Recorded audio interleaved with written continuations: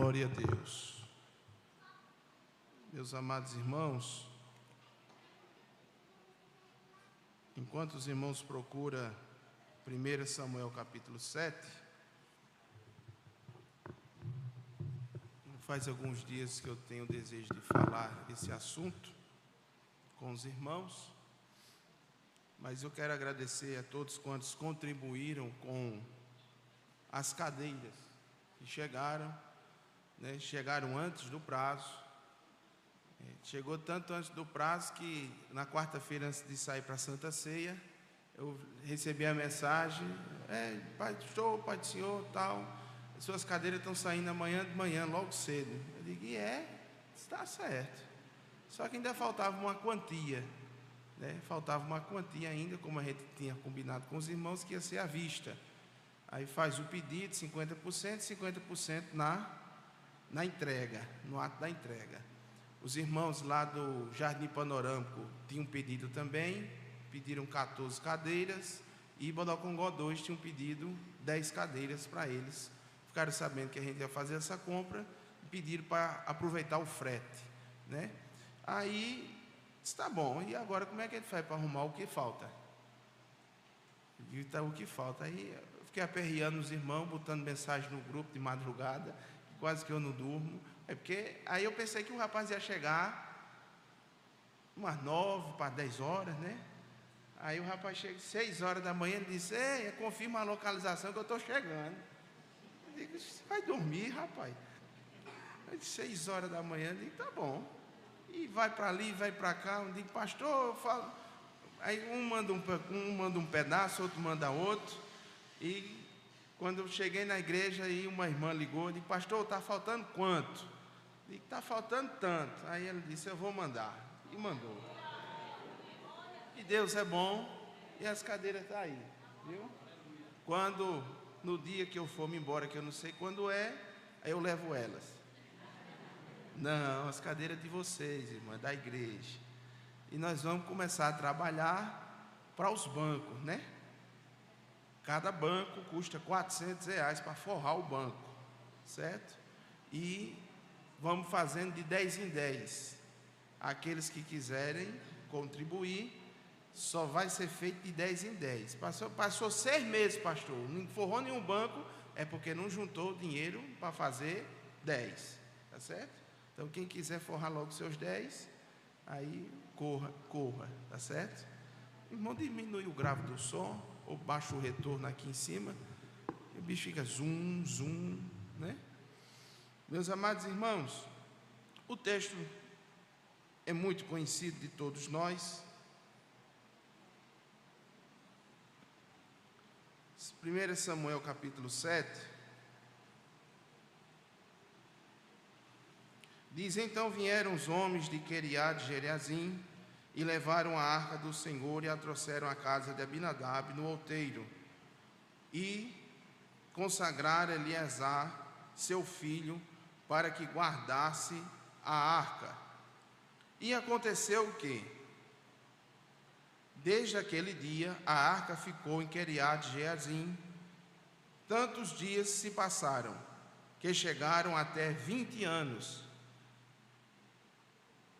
E lamentava toda a casa de Israel após o Senhor. Em 1 Crônicas 13, glória a Deus. 1 Crônicas 13,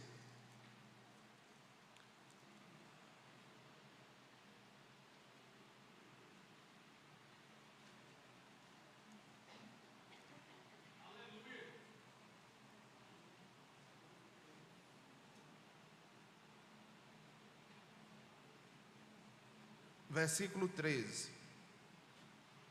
Pelo que Davi não trouxe a arca a si, a casa de Davi, a cidade de Davi, porém a fez retirar a casa de Obed-edom geteu. Assim ficou a arca de Deus com a família de Obed-edom 3 meses em sua casa, e o Senhor abençoou a casa de Obed-edom e tudo quanto ele tinha. Meus irmãos, a palavra do Senhor é viva e eficaz, e nós sabemos que ela fala conosco de forma diferente todas as vezes a qual a gente lê e relê a palavra dele. Mas aqui conta uma história da Arca da Aliança, que simbolizava a presença de Deus. E o interessante, irmãos, é que um povo aproveita a presença, aproveita a oportunidade, e outro povo não. Um passa 20 anos, olha a longanimidade de Deus, olha a paciência de Deus com quem não aproveita a sua presença. Deus fica esperando ver se a pessoa se movimenta e quer aproveitar a presença de Deus, quer se encher de Deus. A arca ficou na casa de Abinadab 20 anos e não aconteceu nada naquela casa.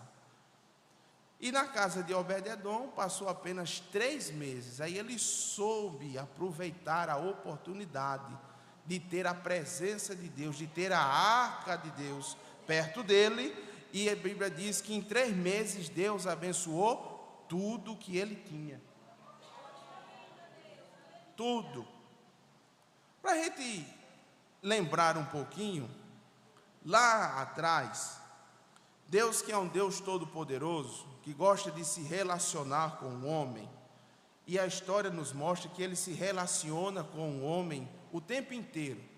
A Bíblia nos mostra isso, que o Senhor se relaciona com os homens, né? E nessa relação nós podemos ver lá desde o início que Deus conversava com Adão. Deus descia no firmamento, descia na terra todos os dias, na viração do dia, de 5h30 para 6 horas, né? Para conversar com Adão, e ficava perguntando, conversando com Adão. Chegou um determinado dia, que nós sabemos da história, Adão peca, né? Adão peca, come o fruto que não era para comer, e nesse dia Deus desce na terra, mais uma vez, como era de costume, vai procurar Adão e não acha Adão. E como aí nós sabemos a história, e tem toda aquela pergunta: diz, Adão, cadê tu, Adão?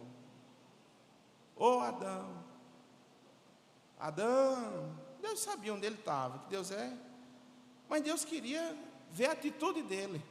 Adão. Irmãos, eu acho que Deus está procurando gente ainda na terra.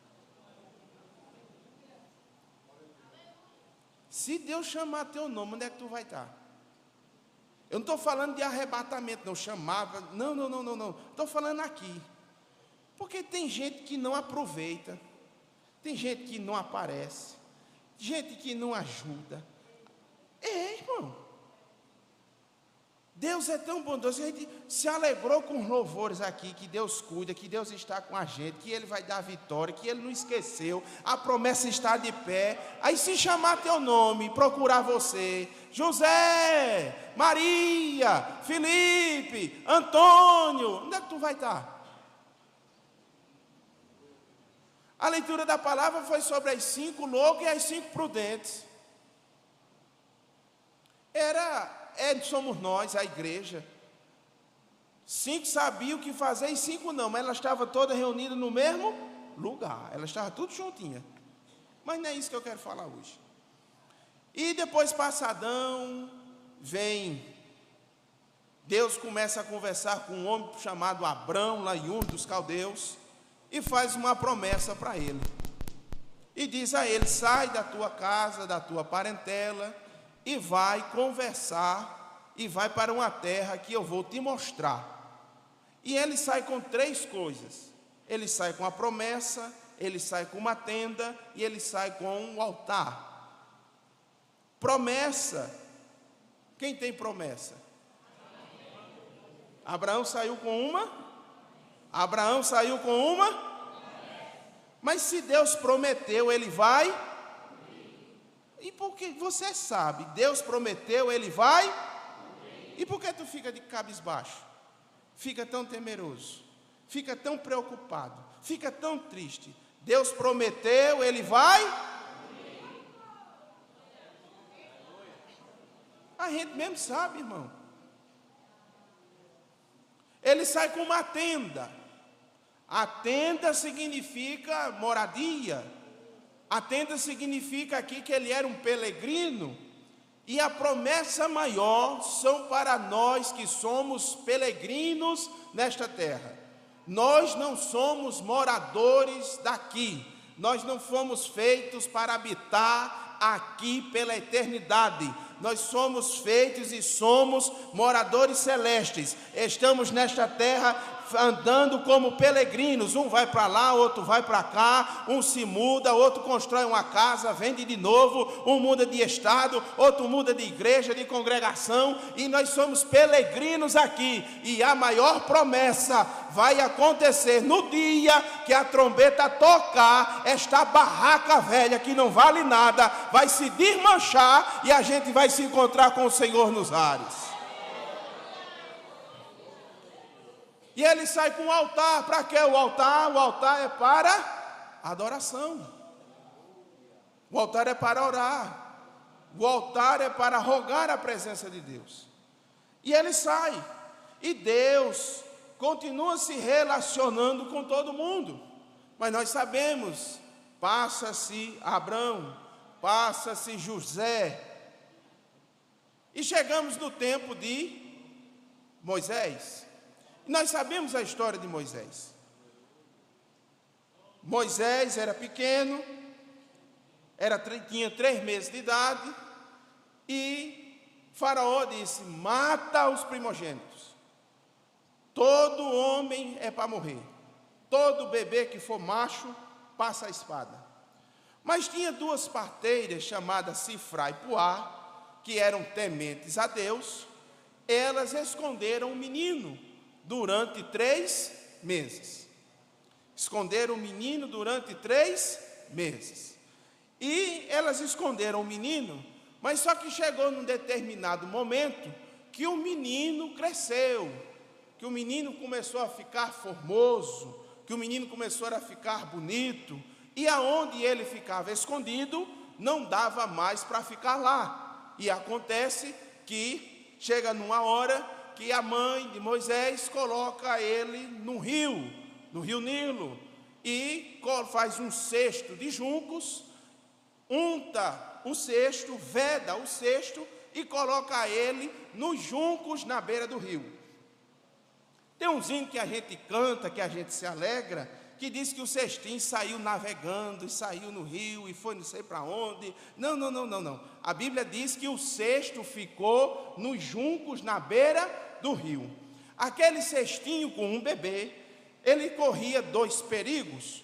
Um dos perigos era do crocodilo que existia no rio Nilo, chamado Leviatã, crocodilo grande, pré-histórico, que abocanhava uma vaca de uma vez só. Para você ter noção do tamanho do crocodilo, ele podia muito bem achar o cestinho e abocanhar o cesto, ou se não chegar a hora da cheia do Nilo, o Nilo subir, o cesto virar e o bebê morrer afogado. Mas só que aquilo que Deus preparou na tua vida, ninguém vai esconder. Ninguém pode tentar esconder, mas vai acontecer na tua vida. O Nilo não vai tragar a tua casa, a tua família. O inimigo, simbolizado aqui pelo Leviatã, por este crocodilo, não vai devorar a tua casa, não vai devorar o teu casamento, não vai devorar os teus sonhos. Aleluia. Glória a Jesus. Bendito é o nome santo do Senhor. Faraó mandou matar, fez tudo.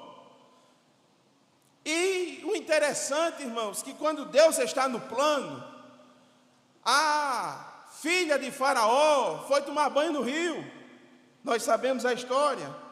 Acha, as empregadas dela acham o bebê, mostra a ela. Ela cria um menino, fica para ela. E o interessante é que a Bíblia diz que ela disse: é um bebê hebreu. pequeno, ainda está na época da amamentação, e nenhuma das nossas criadas está nessa fase, como é que a gente faz? Aí chega a mãe de Moisés e diz: eu conheço uma pessoa que está nessa fase de amamentação, era ela mesmo. Então, pois cria o menino, quando ele tiver maiorzinho, andando, aleluia, quando ele tiver maiorzinho, você traz ele de volta, e eu vou te pagar para tu amamentar o meu filho. Digo: está certo.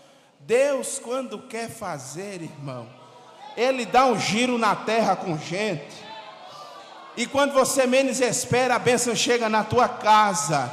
Mas, irmão, mas Senhor, está demorando demais. Deixa, irmão, Deus trabalhar. Não se embarace se a roda grande tem que passar dentro da pequena, ou um quadrado tem que passar dentro do redondo.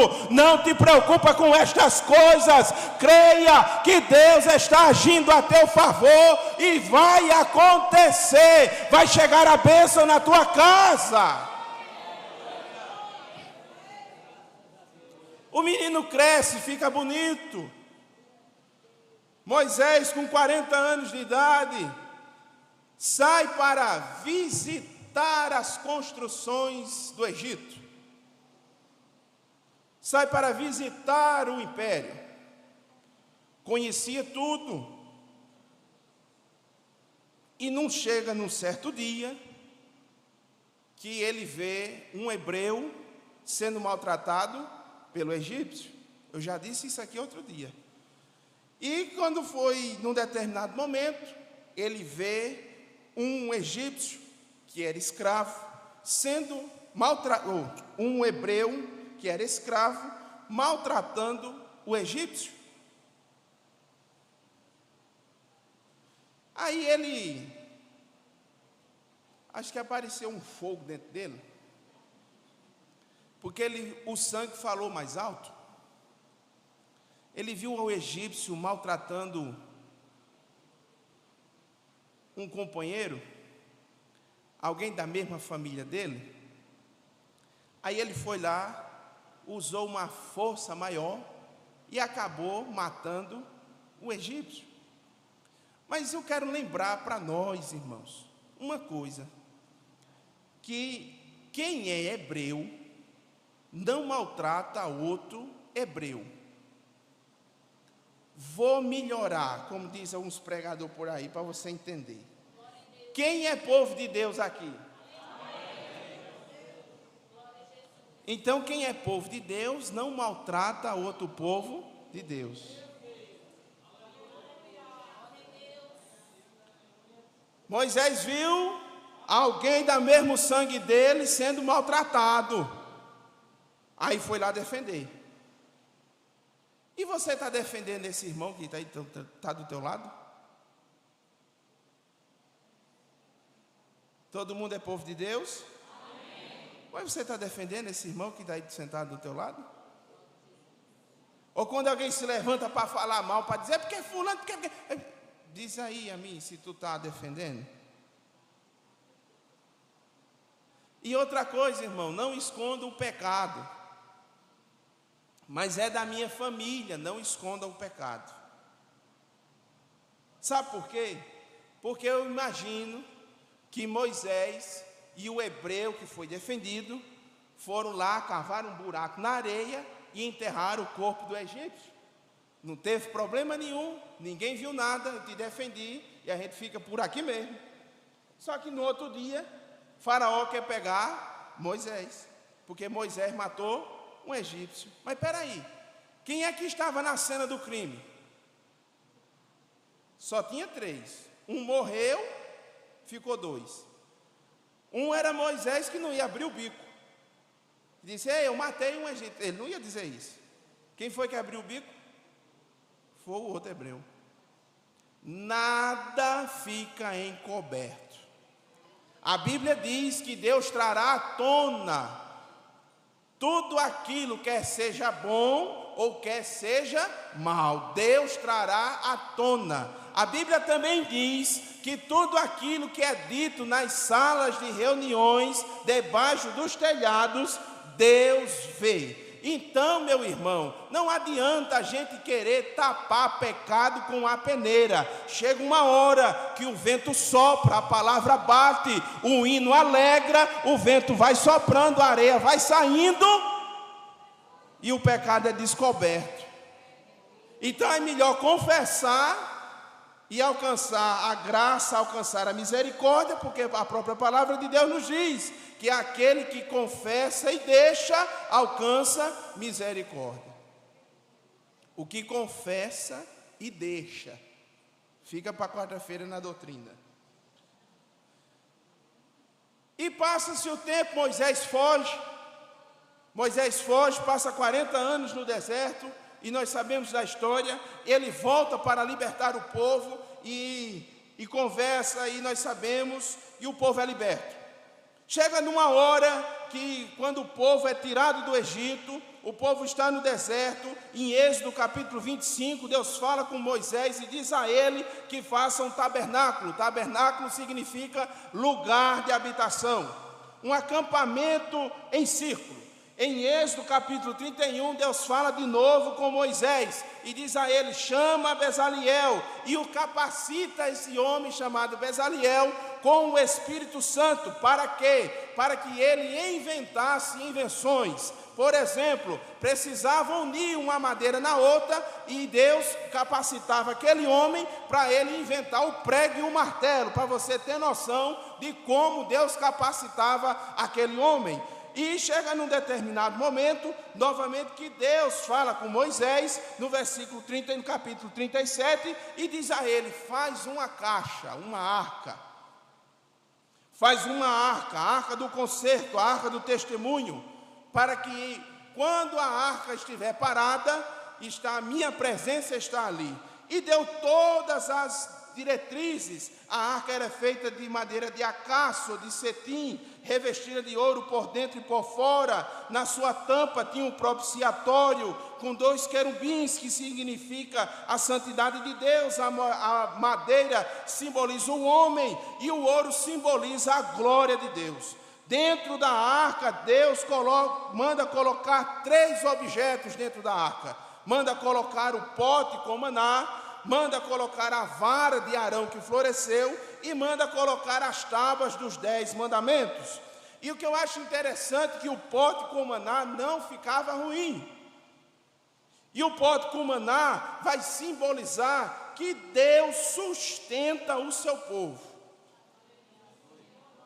Quem é povo de Deus aqui? O pote com maná vai simbolizar que Deus sustenta o seu povo. E o interessante, irmão, que é para lembrar ao povo que Deus não nos deixa de abençoar nenhum segundo. Nós sabemos a história do maná, mas como é que o maná caía? Todos os dias de manhã. Todos os dias tinha maná. Todos os dias tinha maná. Será que você tem sido abençoado por Deus todos os dias? Será que você tem essa certeza que Deus tem cuidado de você todos os dias? Porque o povo aqui, irmão, chegou uma hora que disseram: só tem esse maná. Os murmuradores, só tem isso. Não, mas eu quero que você entenda: o pote de maná dentro da arca simboliza que quem sustenta, que quem supre a necessidade, de quem mantém as portas abertas, de quem escancara a porta que já está aberta, é o Senhor Jesus.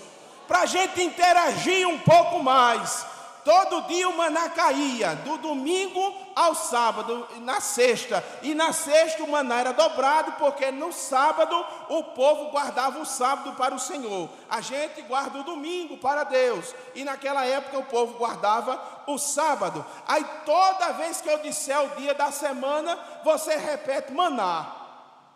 Vocês entenderam? Eu vou dizer o nome da semana e na sexta você diz maná 2 vezes. Está certo assim? Para você entender que Deus está te abençoando todos os dias. Vamos lá. O primeiro dia da semana é o domingo. é o domingo. Então vamos lá, domingo, segunda, terça, quarta, quinta, sexta.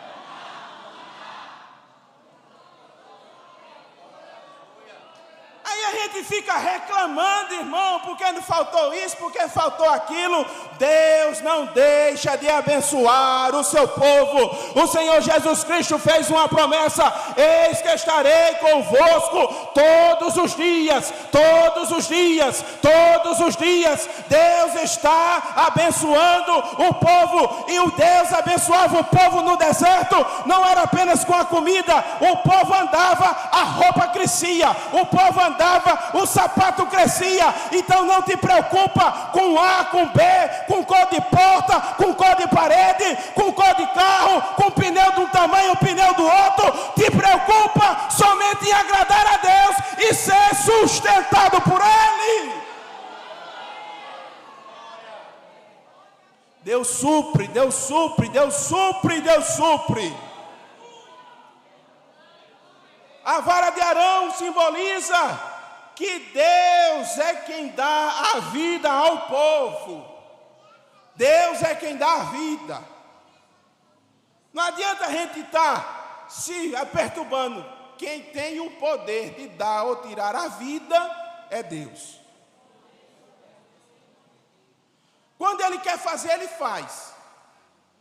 Quando Ele quer curar, Ele cura. É ou não é? É. Nós sabemos a história dos 10 leprosos. Quantos leprosos foram curados? Quantos? E no tanque de Betesda, quantos foram curados? O tanque não estava arrediado, cheio, uma multidão de gente. Jesus desceu no tanque, foi lá, e Jesus não podia ter curado o tanque todinho. Podia ou não podia? Podia. Mas só curou? É para mostrar que Ele faz do jeito que Ele quer.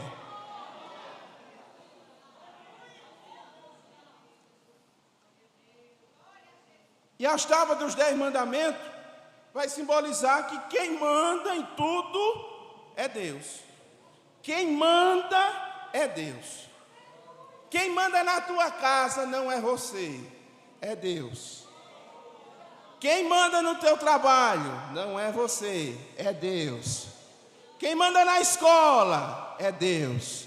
Quem manda na igreja é Deus. Quem manda em tudo é Deus. Ele está com o controle de tudo na mão. Besta é quem perde a cabeça, se preocupa e fica, mas Deus está vendo tudo, irmão. Nós temos que aprender e colocar na nossa mente que Deus está vendo tudo.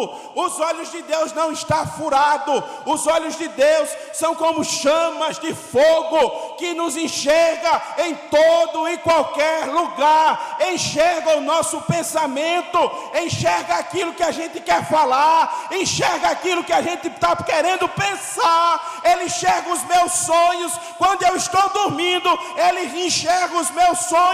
Então não te preocupa, Deus vê tudo e Ele está no controle de tudo.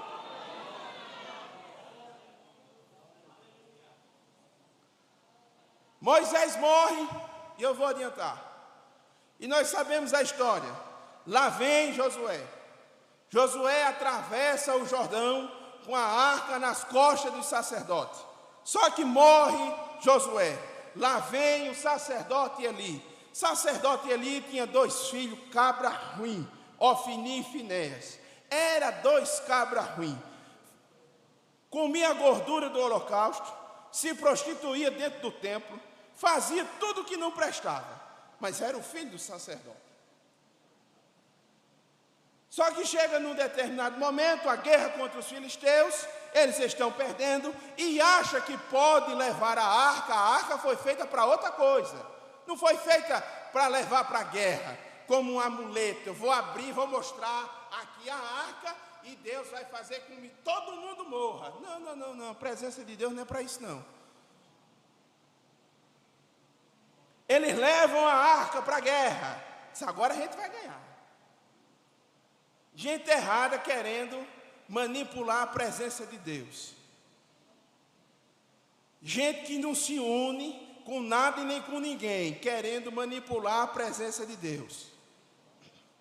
Como é, pastor, que vai manipular a presença de Deus? Pode me manipular, pode fazer até eu chorar, cantando bem, cantando bonito, pregando bonito, mas só que é somente a emoção, a presença de Deus é zero. É o Fini e Finéias, e ainda tem na igreja? Não fale não, em nome de Jesus, não diga não. Esses dois rapazes levam a arca, eles morrem. Olha, irmão, o perigo de querer manipular a presença de Deus, de querer ajeitar para ver se Deus aparece.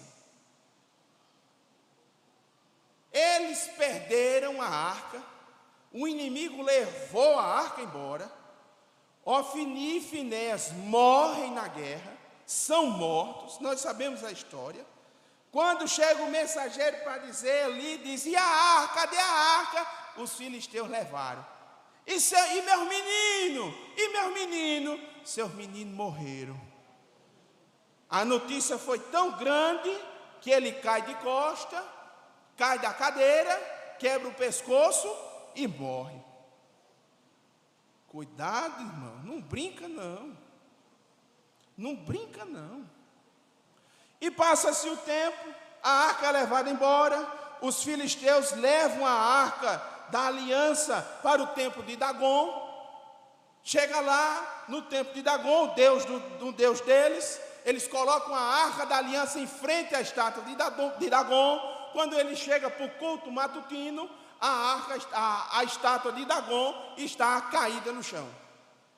Foi alguém que limpou e não calçou direito a arca, a estátua, e por isso que ela caiu. Vamos levantar de novo. Eles levantam de novo, coloca lá, e está tudo em ordem. Eles vão-se embora, oferecem o seu culto pagão. No outro dia, quando eles voltam de novo, logo cedo, para cultuar, além da estátua estar caída, ela está cortada as mãos e a cabeça. E isso, irmãos, essa cabeça cortada e estas mãos cortadas significa tudo aquilo que o inimigo planeja contra nós. Tudo aquilo que o inimigo planeja contra a minha e a tua casa. Tudo aquilo que o inimigo planeja sobre as nossas famílias. E as mãos é aqueles que ele quer usar para executar os seus planos maléficos. Mas a presença de Deus, que está na minha casa e na sua casa, impede que todo projeto, que todo plano do inimigo seja realizado. A cabeça cortada significa os projetos, os planos, e as mãos é aqueles que vão executar, mas no nome santo de Jesus. Do mesmo jeito que a cabeça foi cortada, do mesmo jeito que as mãos foram cortadas, está sendo cortado todo e qualquer mal sobre a tua casa, sobre a tua família. Não te preocupa, pode achar macumba no meio da rua, pode achar o trabalho, pode achar o despacho, pode botar teu nome na boca do sapo, pode bater o tambor até rasgar o couro, sumir os gatos da rua tudinho, para botar o tambor de novo para bater, pode comprar bebida do mundo inteira, pode botar a vela de 200 dias, mas o Senhor está cortando todo mal, todo mal, todo mal, todo mal.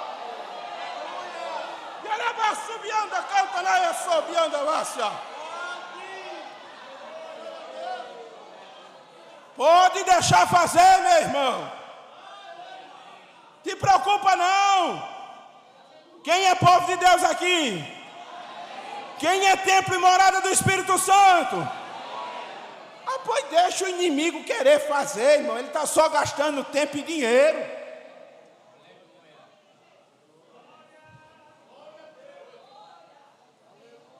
Tem um terreiro na minha rua. Vai orar, irmão. Onde tem crente que busca a presença de Deus, meu amigo, pode passar a noite, não desce nada. Não desce nada. Se está descendo lá, a culpa é sua. É minha? É que está orando pouco, está buscando pouco. Se as coisas lá estão travadas, a culpa é sua. Porque está buscando pouco, está orando pouco, não está se santificando. Aí quer a presença de Deus. Como? Feito os filhos de Ofni e Finéias? Os filhos de Eli? Ofni e Finéias, como? Vai ter presença de Deus. Como é que vai ter sinais, maravilha e prodígio? Eu achei interessante, irmão, que da minha casa, antigamente eu via o estádio do Amigão. Na minha casa eu vi o Amigão. Aí o desenvolvimento, cresce os prédios, né? Tapa a visão. Aí hoje passou aquela turma todinha indo para o campo, aquela suada, polícia, fogos, e aqui passou a turma na rua indo embora para o estádio. Aí eu disse à minha esposa em casa, no portão, eu fico querendo saber como é que um crente, quem é povo de Deus aqui? Amém. Aquele que se diz povo de Deus, vai para um tumulto daquele, aprender todo tipo de palavrão que tem no dicionário Aurélio, escutar todo tipo de coisa, aprender todo tipo de gesto.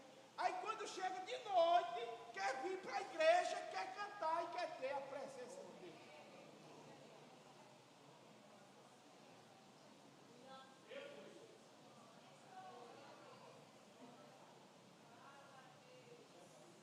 Cuidado com o que Deus fez com os filhos de Eli, Ele continua fazendo na terra.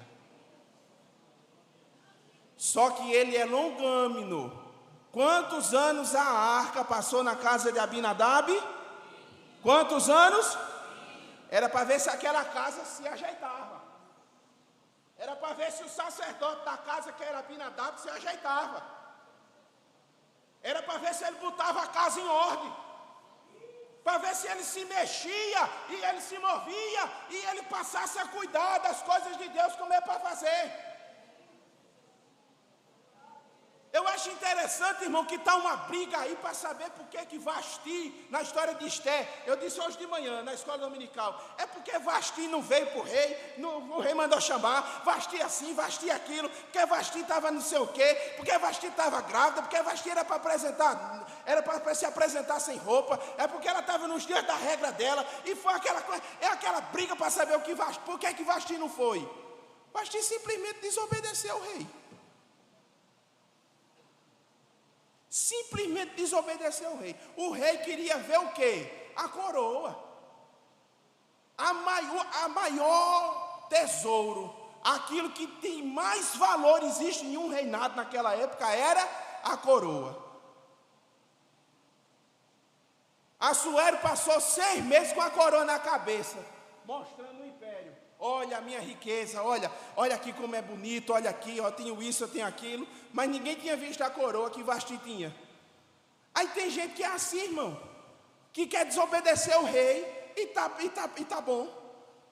Não, eu vou fazer, eu vou pecar, eu vou adulterar, eu vou mentir, eu vou fazer isso, eu faço aquilo, eu vou injuriar, eu calunio, eu faço, eu digo, e não sei o quê, e bababá, e aquela coisa toda, peca, despeca, repeca, e quer ter presença de Deus, quer que Deus abra as portas, irmão, Deus é longâmino, mas Deus não se deixa escarnecer, e Deus não tem ninguém, não tem um pecador por inocente. Quem me garante que foi a única vez que o rei Assuero chamou Vasti? Ninguém garante. Vai que o rei já tinha dito, vai chamar Vasti? E ela não veio. 1, 2, 3. Aí chegou uma hora que o rei, que é humano, que estava cheio de vinho na cabeça, tomou uma decisão, diga a ela que está fora. Irmão, tu já imaginou se Deus fosse feito Assuero?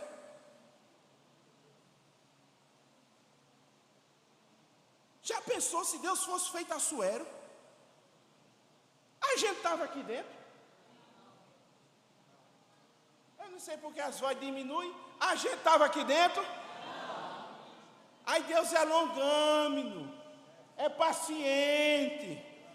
Aí fica lá esperando, aí Deus usa um pregador, aí Deus usa um cantor, Deus levanta um profeta, Deus manda um recado, aí Deus vai falando, que é para ver se o camarada se orienta, para ver se o cara se liga, mas aí vai passando, aí quantas coisas acontecem, mas meu Senhor, por quê? Por quê, meu Senhor? Oxi, vai olhar a história para trás para tu ver o porquê.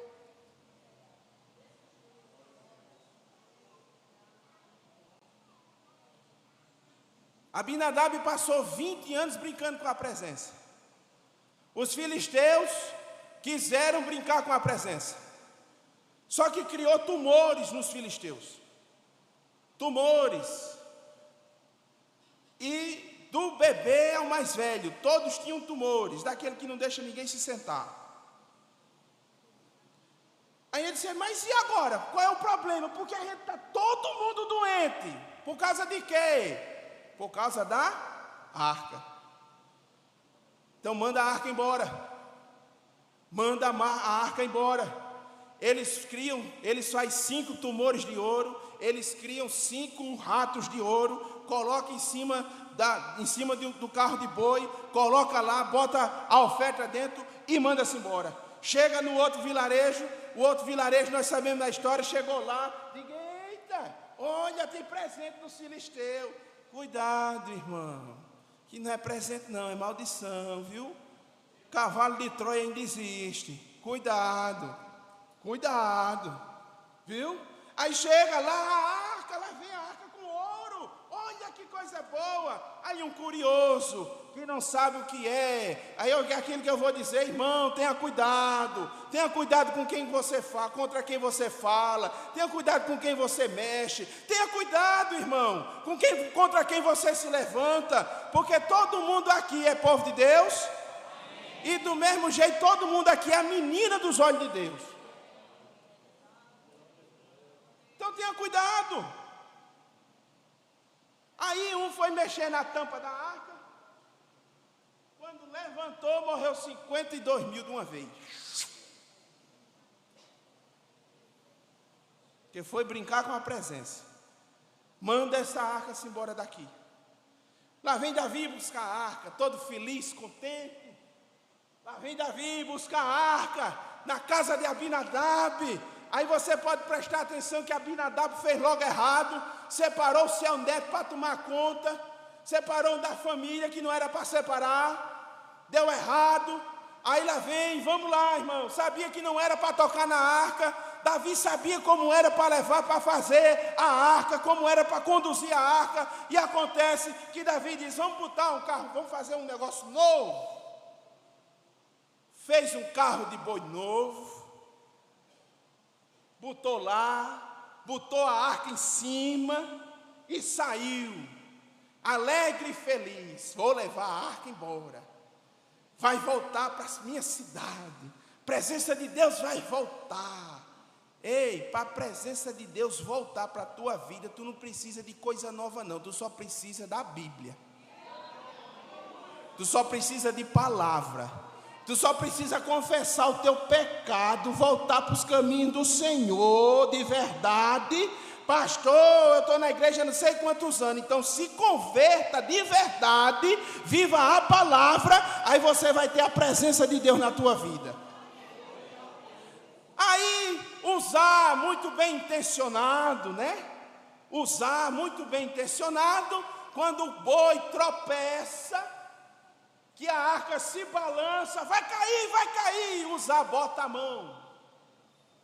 E a Bíblia diz que Deus partiu ele no meio, porque mas ele não estava com uma boa intenção para deixar a arca cair, não toque naquilo que você não tem conhecimento, não era para tocar, não toque. Aí ele tocou na arca, morreu, Davi se entristeceu, porque Deus tinha ferido, porque não ia levar, irmãos, para atrair os irmãos, para atrair os crentes, nós não precisamos de inovação, nós não precisamos de gelo seco, aquela fumacinha, a gente não precisa de jogo de luz, a gente não precisa dessas coisas, a gente não precisa fazer café com Jesus, chá da tarde com Jesus, não sei o que com Jesus. A gente não precisa dessas coisas. A gente não precisa mudar a cor de parede, pintar de toda a cor, pintar de não sei de quê, fazer não sei quanto, botar para onde, tirar. Não, a gente não precisa nada disso não, irmão. A gente não precisa dessas coisas não. A gente só precisa viver e andar segundo a palavra dele. A igreja do Senhor não precisa de inovação. A igreja do Senhor não precisa de coisa nova. A igreja do Senhor continua crescendo. Deus continua salvando. Deus continua batizando com o Espírito Santo. Deus continua transformando. Deus continua curando. E Deus é do mesmo jeito que Ele é ontem, Ele é hoje e Ele é eternamente. Deus não fica se renovando para nos agradar. Não, Deus continua fazendo as coisas do mesmo jeito. Então nós não precisamos mudar nada, nós precisamos apenas ser crente fiel, ser crente santo, ser crente obediente, para a gente agradar a Deus.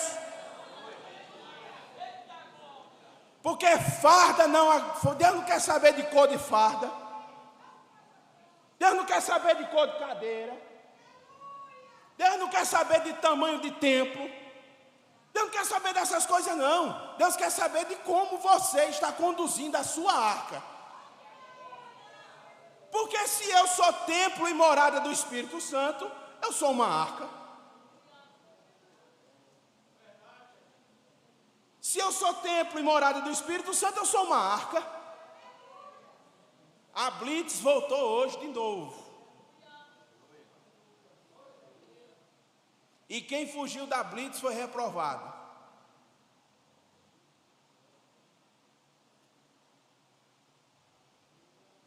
Como é que você está conduzindo a sua arca? Tem muita gente conduzindo de forma errada. Porque, segundo alguns historiadores, Abinadab pegou um pano, um lençol, e cobriu a arca. Abinadab pegou um lençol e cobriu a arca. E deixou ela lá, esquecida. E tem gente, diga assim, irmão, se puder, pode desligar até a transmissão. Deus abençoe a todos aqueles que estão nos assistindo. Amém. Como é que eu sou presença de Deus? Como eu sou a arca do Senhor? Abinadab escondeu a arca, certo? E como é que eu que sou a arca, fico mostrando a arca para todo canto? Eu sou a arca, mas eu não sei me vestir. Eu sou a arca, mas eu me mostro para todo mundo, mas eu não me mostro para o meu marido, mas para o resto do povo que me vê na rua, eu me mostro. Eu disse que pode cortar a transmissão, viu? Deixa ligar.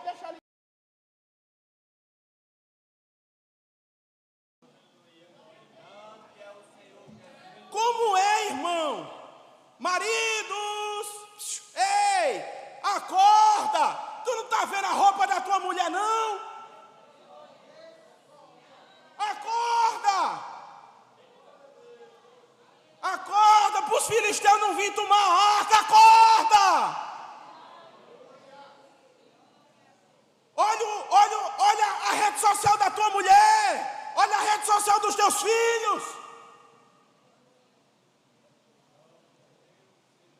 Preste atenção, como é que nós estamos conduzindo a arca?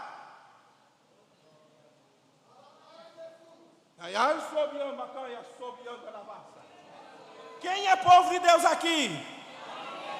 Quem é templo e morada do Espírito Santo? Pois tenha cuidado como você conduz a sua arca. Como você conduz? Porque aqui o rapaz tinha boa intenção, tem nada não, é o modismo, é a moda, é o sistema que diz não tem nada não, mas irmão, tem muita coisa assim. Como é que eu posso pedir das bênçãos de Deus. Não, pastor, Deus só liga para o coração. Ele é cardiologista, é?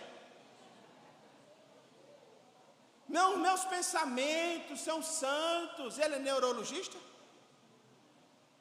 Se a Bíblia diz que naquele dia, que será como um raio que sai do Oriente ao Ocidente, quando a trombeta tocar, nós que estamos vivos, seremos arrebatados, arrancados, desraigados desta terra.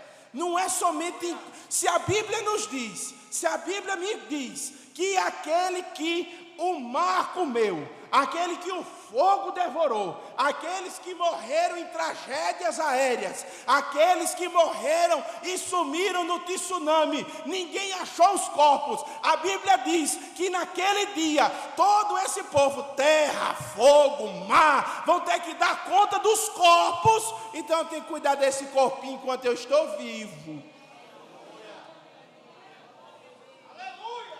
Eu tenho que cuidar desse corpinho enquanto eu estou vivo. Agora, aí tem um bocado de homem aí dizendo isso. Fala mais, papai, para as mulheres. E tem um bocado de homem também, que não sabe se vestir, que anda desnudo no meio da rua. Te conserta, rapaz, te ajeita. Tu é crente, tu é templo e morada do Espírito Santo, tu quer ser usado por Deus. Eu quero pregar a palavra. Era para mim estar sentado naquela cadeira, aí Deus converte um traficante, bota sentado na cadeira e ele se conserta. Aí tu, como diz a carta aos Hebreus, pelo tempo que tu já és crente, tu já era para ser mestre, mas está aí ainda encerando o banco.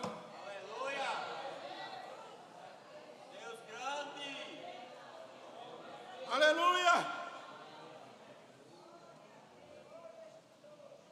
Como é, irmão, que eu posso ter a presença? Deu errado.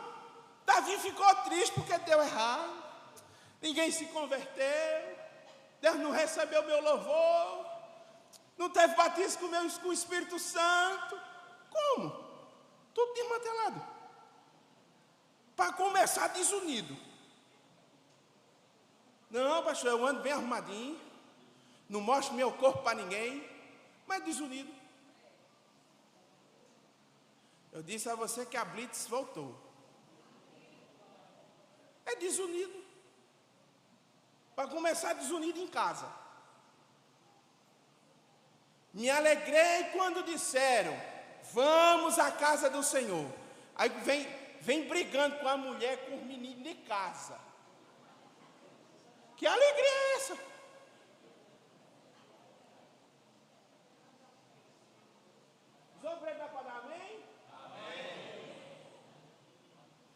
Que alegria é essa?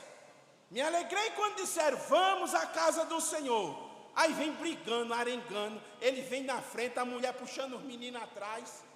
Aí quando completa ano de aniversário de casamento, eu ofereço esse culto e ações de graça, por não sei quantos anos de casamento, por esta amiga, e a gente lê por educação, mas a gente sabe que é mentira.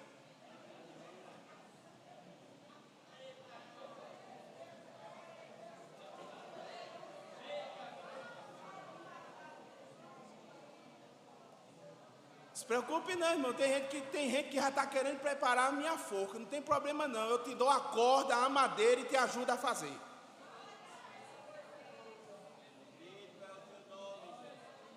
Aleluia!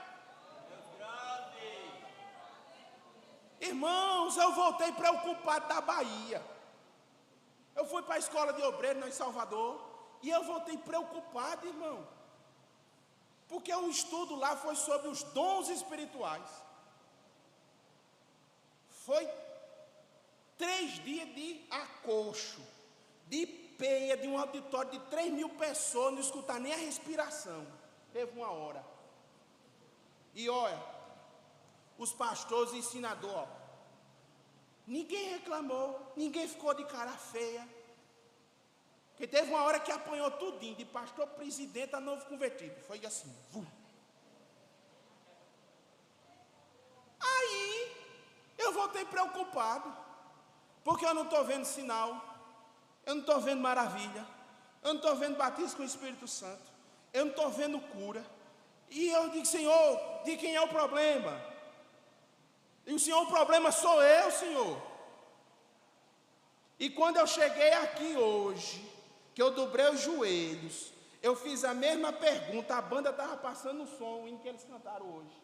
A banda estava passando o som. Eu perguntei ao Senhor, Senhor, aonde está o problema? E Deus me disse, o problema não está em você. O problema está em muitos que são minha arca, mas não tem cuidado dela.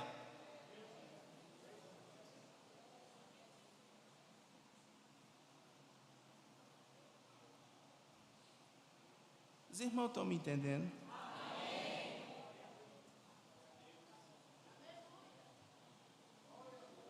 E eu vou terminar. O carro de boi não deu certo. Irmão, nenhuma inovação dá certo de começo. Principalmente na casa do Senhor, inovação não dá certo. Aí Davi fez a coisa do jeito certo. Voltou 3 meses depois. Quando a arca tropeçou, quando os bois tropeçaram, que a arca ia caindo, que o rapaz morreu, ficaram assim procurando aonde botar a arca. Aonde a gente vai botar a arca? E agora? Ela não pode ficar no relento. Aí eu imagino. Olharam assim de lado, aí viram uma casinha simples. Diz, quem é que mora ali? Quem é que mora ali? Fazer feito Ivonaldo Albuquerque. Eu gosto de Jesus porque ele entra na casa de taipa, de palafita, ele entra no palácio, nas coberturas. Jesus entra em todo canto. Ele disse, é a casa de Obed-edom. Não, pode não. Obed-edom é geteu, é família de Golias, é primo de Golias, é inimigo da gente. Aí eu acho que Davi disse assim, só tem lá para a gente levar a arca. Deus continua usando jumenta para falar. Se você não quiser ser usado por Deus, Deus usa os bancos, mas Deus usa. Pastor, isso é falta de conhecimento. Conhecimento, irmão, não estamos falando de conhecimento aqui. Eu estou dizendo que quando Deus quer fazer, Ele faz. Pegou a arca da aliança, que era só para o povo dele, para o povo escolhido, para o povo que saiu do deserto, do povo que saiu do Egito, que caminhou no deserto, era só para esse povo, para o povo escolhido, para a nação santa, era só para os hebreus. Aí a arca da aliança foi passar 3 meses na casa do inimigo. E o inimigo, quando olhou, disse, eu não sou digno. Porque essa arca vai ficar aqui. Mas o rei Davi pediu, disse, deixa ela aí que a gente vem buscar daqui a pouco. E a Bíblia diz que esse irmão, com 3 meses, tudo dele prosperou. A galinha que não botava ovo passou a botar. A vaca que não dava leite passou a dar. As ovelhas que não procriavam, não criava lã, começou a criar lã. A mulher que era estéril teve 7 filhos. Porque passou 3 dias. Eu fico imaginando ele olhando para a arca.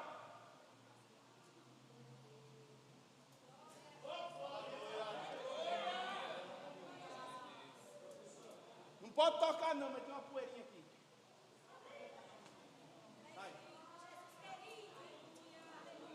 Lá vem uma mosca pousar na arca.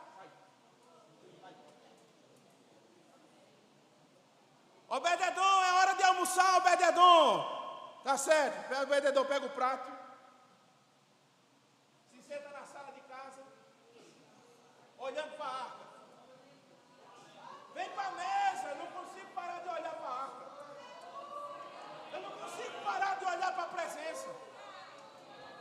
Eu não consigo me afastar da presença de Deus. Eu não consigo sair de perto da presença de Deus. Eu não consigo, é muito forte, é um imã, me atrai, eu não consigo sair. Aleluia. Lá vem Davi, com a agora com um exército, os sacerdotes. Disse: Obed-edom, sim senhor, o senhor veio visitar? Não, a gente veio levar. Faça isso não. Chegou agora. Faça isso não. A arca levada no ombro dos sacerdotes, do jeito certo, dando 7 passos, cantando um hino e sacrificando um animal. Dava mais 7 passos, parava, sacrificava um animal. Dava mais 7 passos, sacrificava outro animal, cantava um hino. E chegaram e foram. Eu imagino que Obed-edom, quando a arca foi-se embora, ele olhou para a mulher e disse: faz as malas. Mas por que? Para onde tu vai? Disse: eu vou atrás da arca, eu vou atrás da presença. A presença foi-se embora, eu vou atrás da presença. Eu quero sentir a presença de Deus constantemente na minha vida. Vamos embora, mulher. Tu não viu não que quando a presença de Deus chegou aqui em casa, tudo mudou? A gente não pode sair de perto dela não. Eu não posso sair do meu lugar não. Meu lugar é perto da presença de Deus. Quem quiser sair, que saia. Quem quiser pecar, que peque. Mas eu vou ficar com a presença de Deus. E para não enfadar mais os irmãos, e eu vou terminar que hoje teve um concurso, o Enem dos Enem. Foi hoje, foi? Né, o concurso dos concursos, né? Aí, o Enem dos concursos. Aí Davi vai abrir um concurso para segurança do palácio. Quem está na fila? Quem está na fila? Obed-edom. Quem está na fila? Davi na sacada do seu palácio, olhando a fila dos candidatos. Isso sou eu parafraseando, para você entender, Não está no livro, não pode estar dizendo que o pastor está pregando heresia, não, estou dizendo para você entender. Obed-edom na sacada, estava lá olhando. Aí quando levanta a vista, ei, soldado, chama ali aquele rapaz ali, aquele senhor ali, chama ali. Sim, senhor rei. Ô Obed-edom, tu está fazendo o que aqui? Não, senhor, é porque o senhor está fazendo concurso para ser segurança? É. E tu tem curso de segurança? Tu sabe atirar? Tu sabe segurar um escudo? Tu sabe guerrear com espada? Eu digo: sei não. E tu está fazendo o que aqui? Eu disse: não, é porque esse segurança aí do concurso não fica na antessala onde a arca fica escondida, guardada? É para ficar lá na porta da antessala. Eu disse: ah, pô, eu quero ficar lá. Só para ficar mais perto da arca? Só para ficar mais perto da presença? O pastor não me consagrou. Tu está na porta, tu está na presença. Tu está aqui, tu está na presença. Tu está no corredor, trabalhando, tu está na presença. Está limpando o mato da igreja, está na presença. Onde você estiver, você está na presença de Deus. Lá vai outro concurso para ser músico. Quem está na fila? Eita, Jesus, está batendo a fome, hora de jantar, né? A gente vai para casa. Glória a Jesus. Quem está na fila? Davi de novo.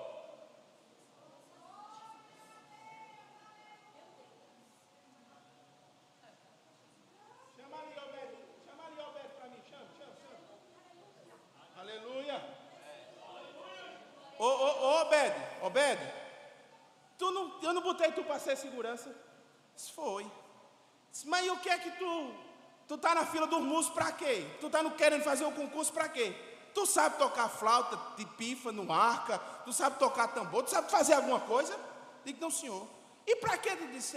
O músico não toca no dia que o senhor faz festa, que o senhor manda trazer a arca. O músico não toca diante da arca do Senhor. Toca. Diz: deixa eu pelo menos eu tirar a poeira dos instrumentos dos músicos para me ver a arca de perto.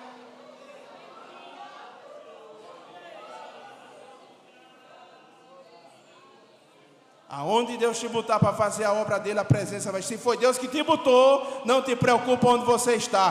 Deus vai estar com você e a presença do Senhor vai te acompanhar. E para terminar o último concurso, agora o grupo é mais seleto.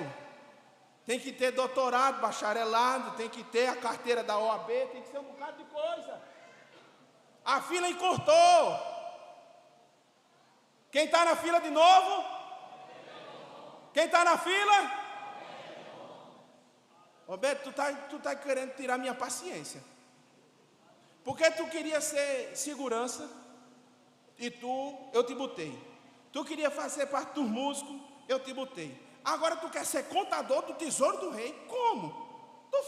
Tu fez contabilidade, tu fez administração. O que foi que tu fez, Roberto? Para tu saber contar moedas, tesouros, pesar os cálices de ouro, para os impostos quando for recolhido.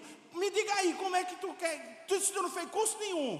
Disse, rei, não me leva a mal não, mas é porque o tesoureiro, ele fica onde? Na sala do tesouro. Digo, muito bem. E a arca do Senhor está onde? Na sala do tesouro. A presença de Deus me ensina a contar, mas deixa eu ficar lá perto da arca. A presença de Deus me ensina a ser mais crente. A palavra de Deus me ensina a ser fiel. A palavra de Deus me ensina a ser obediente. A palavra de Deus ensina o crente o que é certo e o que é errado. A presença de Deus está neste lugar. A presença de Deus está aqui neste lugar. A presença de Deus está aqui. Para Deus falar conosco não precisa de muito movimento, de bater palma, falar língua estranha, ficar vermelho da cambalhota. A presença de Deus está aqui. A presença de Deus está aqui. Quem cheira os nossos corações. Abra a tua garganta, abra a tua boca, abra a tua mente, abre teu coração, abre o teu ser. Não importa onde você esteja, não importa onde você esteja, não importa o que você está fazendo, se está fazendo de coração, porque quer fazer o melhor para Deus. A presença, a presença, a presença, a presença, a presença, a presença, a presença.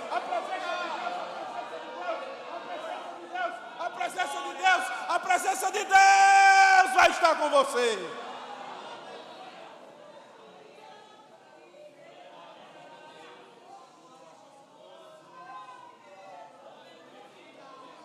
Grande é o Senhor. Grande é o Senhor.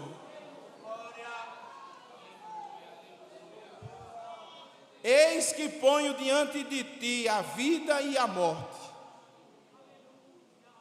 Escolhe, pois, a vida. O Senhor está dizendo isso para nós hoje. Estou botando diante da igreja a morte ou a vida. Porque se não tem presença de Deus, é morte. Escolhe a presença para que você tenha vida, para que a igreja tenha vida, para que a igreja seja luz, para que a igreja seja sal, para que a igreja seja verdadeiros pescadores de homens, para que a igreja seja verdadeiros abençoadores da terra, para que a igreja seja possuidora das bênçãos de Deus, para que a bênção de Deus me acompanhe de verdade. Escolhe a presença dEle.